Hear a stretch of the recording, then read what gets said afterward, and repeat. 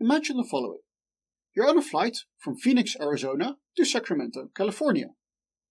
You're relaxing and enjoying your flight when all of a sudden, bang! There's a loud noise, wind rushes past your face, the cabin fills with mist, oxygen masks drop from the ceiling, and at this point, you're really starting to wish you'd actually paid attention during that safety briefing.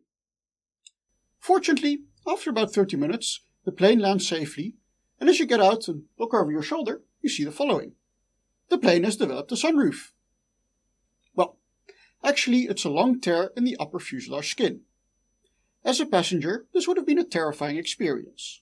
But, in the comfort of our own home, or wherever you're watching this video, we can relax, put on our engineering glasses, and take a closer look. When we do, what we see is two lines of defense, one of which failed, and one of which held and kept everyone safe. But first, let's talk about what actually happened. The plane was built in 1996. However, for some reason, something went wrong during the building of the plane, and the rivet holes on two panels were misaligned, which also meant that the rivet was installed incorrectly. Because of this misalignment, the stresses in the joint were not distributed as they should be, but were concentrated around the rivet edge. Then, as the fuselage was pressurized and depressurized each flight, these stress concentrations caused cracks to appear around the edge of the hole. Over time, the repeated load cycles caused these cracks to grow longer and longer and longer, until some 13 years later, there was not enough material left to carry the load placed on the joint, and it failed. This process is what we call fatigue. So how do we as engineers prevent fatigue from causing issues? Well, one way is like what we do for the food in your fridge. Over time, food can decay and become unsafe to eat. So what we do is to print a use-by date on the packaging, after which you should throw the food away because it's no longer safe. For aircraft, we do something similar. We first do tests on small pieces of material in the lab, which let us relate the stresses we apply to a part to its expected life. As you might guess, the higher the stress, the shorter the life. Then, when we design a plane, we calculate the stresses in each part and compare that to our lab data to predict how long the part will last. Then, to be safe, we divide by a safety factor, say 3, and that is then our safe life, basically the use-by date after which you have to replace that part. Now, there are some issues with this approach. One is that our lab data is generated from pristine specimens, so we can't take into account manufacturing defects or small damages, except by taking a very large safety factor. But in that case, we would often be replacing parts that are still perfectly good. Compare it to food. Many foods are also still perfectly fine to eat after the use-by date has expired. So what to do? Well, what do you do with food? You inspect. You carefully look, smell, maybe even taste a little, and then you decide whether you can still eat it or not.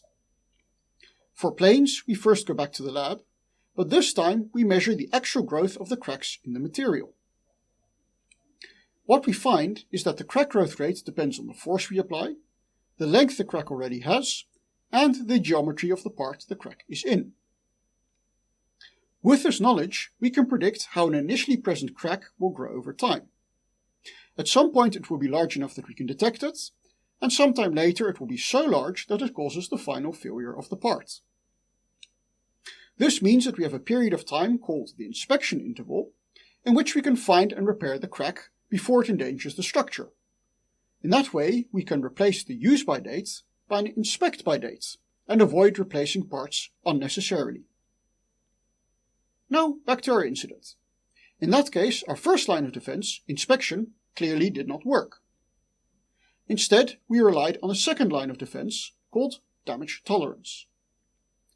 If you look at the damage, you can see there wasn't a straight tear across the fuselage, but instead the crack turned a corner.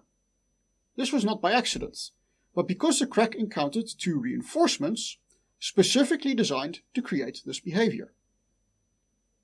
By turning the crack, it forms a flap instead of a tear. This allows the air to flow out of the cabin, relieving the pressure on the skin. A bit uncomfortable for the passengers, but it reduces the load on the fuselage so that the remaining structure stays intact and the plane can land safely. So if all of this has been figured out, what do I still do at the university? Well, if we want to make aircraft carbon neutral, we will need to change how we power them. We need to switch away from using fossil fuels. To make that possible, we will also need to make the structure of the plane even lighter. And one of the ways we can do that is by using new materials. For example, we can make use of carbon fiber composites. These materials consist of layers of fibers embedded in a resin matrix. We then stack these layers together, creating what is called a composite laminate. These laminates are very strong in the direction of the fibers, but the connection between the layers is much weaker. That means that when we have an impact on our composite, typically we only see a small dent, as in this example from my previous research. If we turn the specimen over and look at the backside, which would be the inside of the plane, we already see much more damage.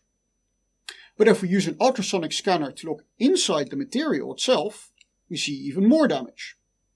Here the colored blobs represent delaminations, separations between different layers of the laminate.